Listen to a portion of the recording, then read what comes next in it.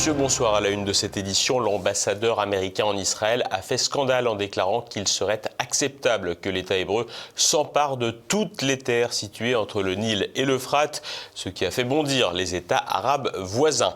Nous reviendrons ensuite sur la marche d'hommage après le meurtre de Quentin par des militants antifascistes, ainsi que sur les déclarations politiques qui ont entouré l'événement. Et nous évoquerons enfin le salon de l'agriculture où Emmanuel Macron a tout fait pour éviter la colère paysanne.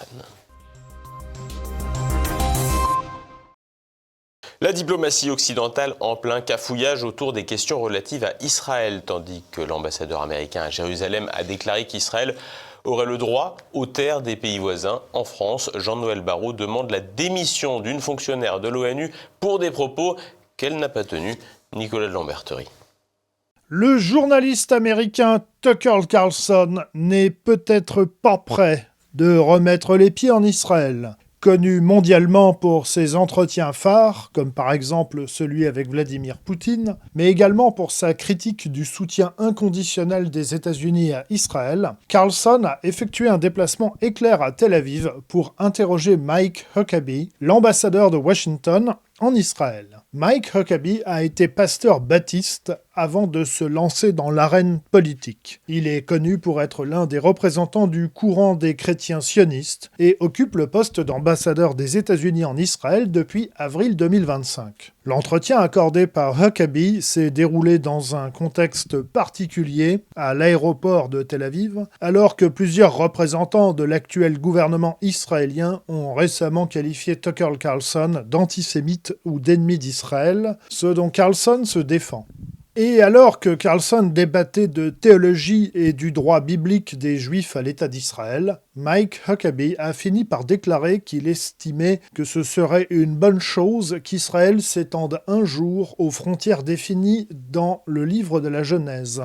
De quelle terre parlez-vous? Car je viens de lire la Genèse 15, et cette terre, je crois qu'il est écrit, va du Nil à l'Euphrate, ce qui constitue pratiquement tout le Moyen-Orient. Donc Dieu a donné cette terre à son peuple, les Juifs, soit il ne l'a pas fait. Vous dites qu'il l'a fait, qu'est-ce que cela signifie? Est-ce qu'Israël a le droit à cette terre? Parce que vous invoquez la Genèse, vous dites que c'est l'acte de propriété originel. Cela serait très bien s'il prenait tout, mais je ne pense pas que ce soit ce dont nous parlons aujourd'hui. Et sans surprise, cette déclaration a fait bondir les pays arabes voisins, étant donné que ces derniers seraient les premiers concernés par une telle hypothèse. Ces déclarations sonnent en tout état de cause comme assez contradictoires avec la politique de Donald Trump qui s'est montré hostile à la colonisation de la Cisjordanie, même si en parallèle la pression contre l'Iran, forcément en faveur d'Israël, a fait bondir dans les réseaux MAGA, qui ont contribué à porter le retour au pouvoir de Trump. Et pendant ce temps, la diplomatie française ne fait guère mieux et continue de tâtonner dans le « en même temps », sauf que là, en politique extérieure, c'est plus délicat qu'en politique intérieure pour rester au-dessus de la mêlée. Après l'épisode de la demi-reconnaissance d'un État de Palestine par la France, mais sans ouvrir d'ambassade, voici venu le moment de la condamnation de propos qui n'ont pas été tenus. En effet, l'Italienne Francesca Albanese, rapporteure spéciale des Nations Unies sur les territoires palestiniens occupés, se retrouve prise dans une tornade médiatique après qu'on lui ait prêté des propos dans lesquels elle aurait déclaré qu'Israël est l'ennemi commun de l'humanité. Des propos qui se sont avérés par la suite déformés et exagérés, ce qui n'a pas empêché la diplomatie française de demander sa démission de ses fonctions à l'ONU, même si dans les faits ce mandat n'est pas révocable. Et au-delà des confrontations diplomatiques et verbales, parfois ridicules, la région continue d'être le théâtre de conflits bien réels et bien sanglants. Outre ce qui s'apparente à des préparatifs de guerre contre l'Iran, Israël continue de bombarder les positions du Hezbollah au Liban et répand également des désherbants puissants sur la frontière sud du Liban, dans le but de détruire la végétation susceptible de servir d'abri aux combattants du Hezbollah. En effet, dans l'éventualité où Israël participerait aux frappes américaines contre l'Iran, l'État hébreu redoute d'être attaqué sur son flanc nord par les roquettes du Hezbollah, toujours opérationnel malgré la liquidation spectaculaire de son chef Hassan Nasrallah. Une chose semble certaine, la paix dans cette région du monde, malgré les déclarations parfois triomphantes de la diplomatie états-unienne, ce n'est de toute évidence pas pour demain. Une manifestation sans heurts en dépit des provocations et un affrontement politique en toile de fond. L'hommage à Quentin rendu samedi ne marque pas la fin d'une séquence politique qui pourrait peser dans les mois à venir.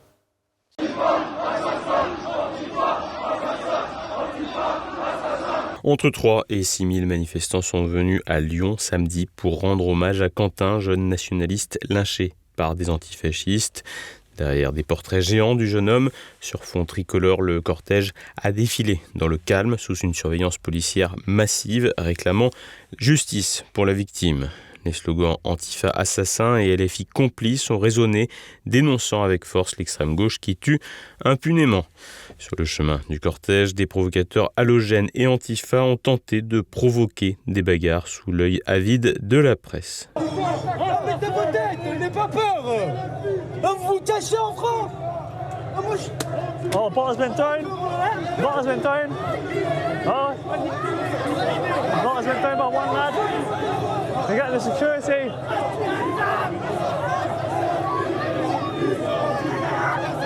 He's very brave. Sharia law is here in France. Sharia law. Le service d'ordre de la manifestation a empêché les débordements au grand regret des médias présents qui ont tenté d'assimiler des bras tendus à des saluts romains renommés hitlériens dans une volonté évidente de diabolisation.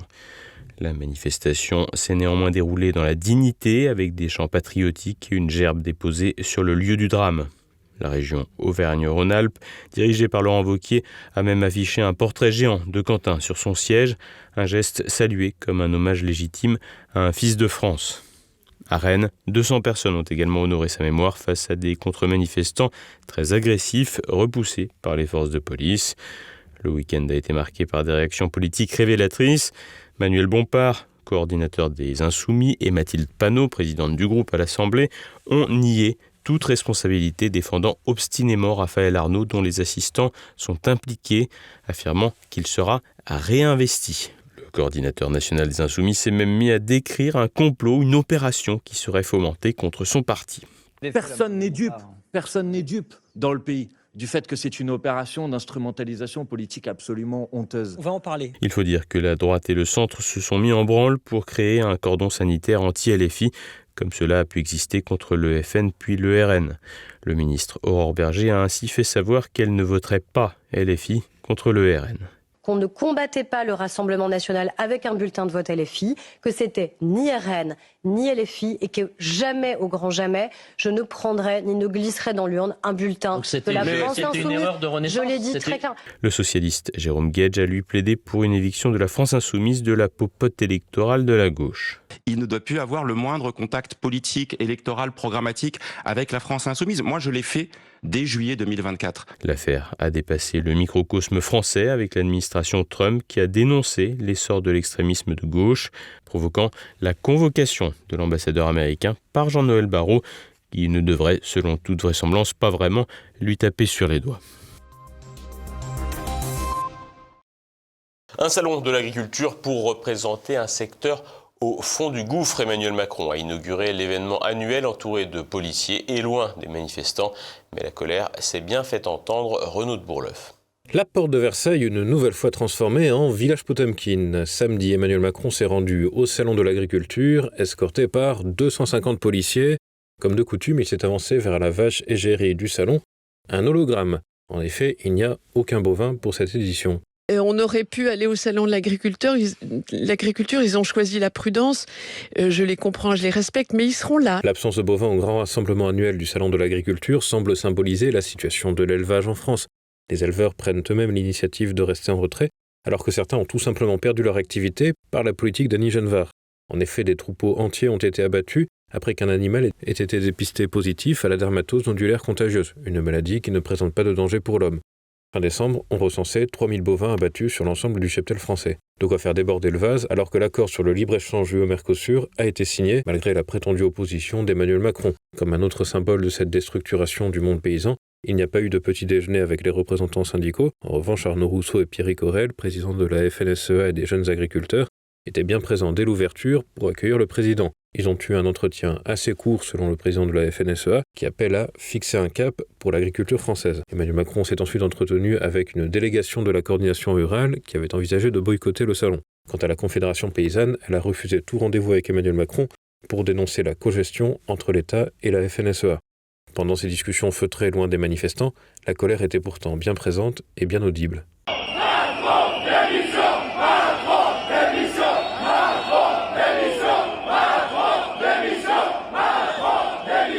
Une membre de la coordination rurale a donné quelques précisions. Ce gars, je suis désolée, à chaque fois que vous le croiserez, si vous arrivez à le croiser parce qu'il y a au moins 2-3 barrières avant de le croiser, là ici on est à presque 50 mètres de lui, c'est inadmissible, il n'a plus de contact. Certains manifestants ont tout de même été attentionnés à leur manière. Ils ont déversé de la poudre blanche farineuse par terre pour attirer Emmanuel Macron et son gouvernement.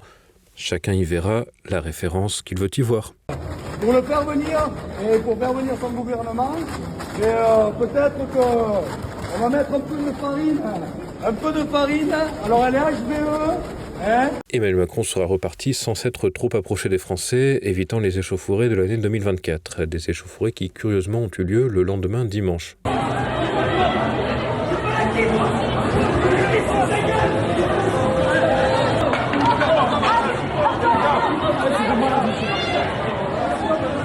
15 personnes ont été placées en garde à vue. Selon les premiers éléments de l'enquête dévoilée ce lundi, des individus présentés comme des gens du voyage auraient craché sur les nougats exposés dans un stand. Un employé a alors protesté avant d'être frappé, entré dans la rixe qui a suivi. Le responsable du stand a reçu une planchette en bois sur la tête. Dougou a définitivement confirmé que cette édition du Salon de l'agriculture ne restera pas dans les annales. L'actualité en bref en France. La PPE3 électrise l'Assemblée nationale. Ce lundi, la présidente du groupe RN, Marine Le Pen, a déposé une motion de censure contre le gouvernement Lecornu.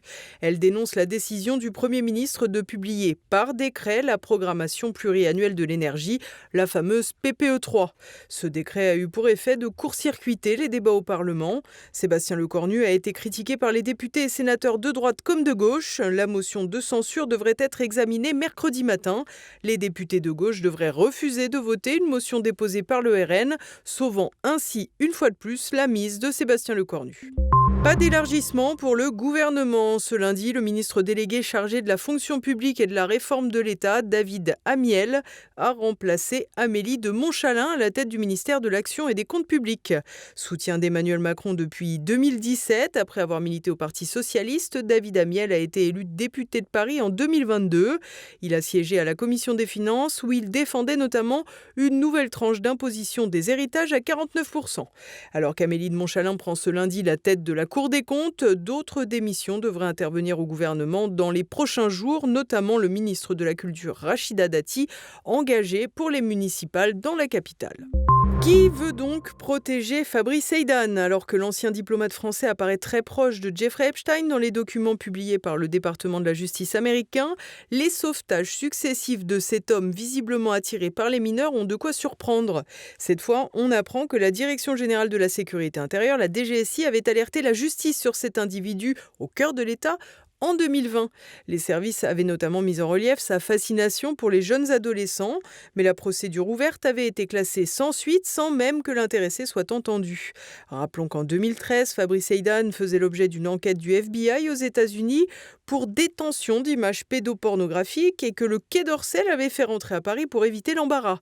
L'homme avait dû quitter le territoire américain en catimini par la route pour prendre un avion en direction de Paris depuis le Canada, afin d'éviter d'être arrêté. Le même Fabrice Heydan faisait également l'objet de soupçons pour une affaire de corruption de mineurs en France, mais là aussi, l'affaire avait été classée sans suite. Après ces déboires, Fabrice Heydan avait rejoint la banque Rothschild, débauché par Olivier Colon, ancien conseiller de Nicolas Sarkozy et aussi autre proche d'Ariane de Rothschild, dont les échanges avec Jeffrey Epstein se comptent par milliers. Les zinzins à la fac. À l'université Paris 4 Sorbonne, Rachel Borghi, maître de conférences en géographie, suscite une vive polémique. Revendiquant une approche décoloniale de sa discipline, elle dénonce les profs blancs et le colonialisme qui, selon elle, contribue à la destruction de l'université. Tu peux participer à combattre la blindness de la blanchité. La pratique du positionnement deviennent alors un acte politique, une action de rupture de l'injonction à la neutralité, de désobéissance, de soustraction, comme dirait Sarah Ahmed, et contribuent au projet du féminisme décolonial dans sa déclinaison universitaire. Trahir la classe académique, détruire l'université. Si c'est vrai, comme disait Audre Lorde, qu'on ne peut pas détruire la maison du maître avec les outils du maître, si tu as accès à sa boîte à outils, tu peux lui tirer à la gueule. La seule relation possible à l'université aujourd'hui est une relation criminelle. Dans de telles conditions, on ne peut que se faufiler dans l'université et y voler tout ce qu'on peut. Cet individu, qui est elle-même blanche, enseigne depuis 2013 et dispense des cours sur la géographie des populations avec un prisme qu'elle veut social et critique. Par ailleurs, elle dirige le projet Zara Bonheur, inspiré de la post-pornographie féministe, queer et lesbienne, dans le cadre duquel elle s'est notamment dénudée en pleine classe. L'actualité internationale en bref. Un homme abattu après une mystérieuse intrusion dans la résidence de Donald Trump. Dimanche, vers 1h du matin, en Floride, Austin Tucker Martin, âgé de 21 ans, s'est introduit à Mar-a-Lago, résidence privée du président américain.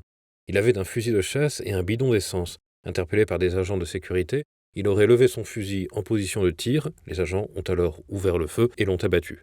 Cette intrusion soulève plusieurs questions. Donald Trump ne se trouvait pas à Mar-a-Lago, mais à la Maison-Blanche. Par ailleurs, Austin Tucker Martin ne s'intéressait pas à la politique selon son entourage. Il était en revanche passionné de golf et avait même fondé une entreprise spécialisée dans la réalisation de dessins de terrains de golf. Une victoire américano-mexicaine contre les barons de la drogue. Dimanche, Nemesio Oseguera Cervantes, dit El Mencho, chef du cartel Jalisco Nueva Generación, a été neutralisé. L'information a été révélée par l'armée mexicaine. Le trafiquant de drogue a d'abord été blessé dans une opération de police. Il est mort lors de son transfert. Les autorités américaines avaient vraisemblablement fourni des renseignements à Mexico, alors que l'individu avait passé plusieurs années aux États-Unis. Au total, 7 criminels ont été tués et 3 soldats ont été blessés. 2 membres du cartel ont également été pris vivants et un véritable arsenal de guerre a été découvert, dont des lance-roquettes capables d'abattre des avions. La présidente mexicaine Claudia Sheinbaum a appelé à la vigilance et au calme après que des hommes armés ont bloqué des routes et incendié des commerces en réponse à l'opération des autorités. Washington a demandé à ses ressortissants de se mettre à l'abri en raison de la flambée de violence. Exposition exceptionnelle des reliques de Saint François d'Assise. Dimanche, plusieurs milliers de pèlerins se sont rendus à Assise, en Italie, pour se recueillir devant le squelette de Saint François, fondateur des franciscains. La vitrine transparente conservant les reliques du saint est exposée au public jusqu'au dimanche 22 mars, à l'occasion des 800 ans de sa mort. La dernière ostension avait eu lieu en 1978 pour une seule journée. La basilique Saint-François d'Assise attend 15 000 à 18 000 visiteurs par jour. Ce soir, Politique Éco et demain, dès 7h, un zoom avec Daniel Abrécorne, propriétaire de la salle du Bataclan, qui revient sur l'attentat du 13 novembre 2015. C'est la fin de cette édition. Merci de votre fidélité. À demain.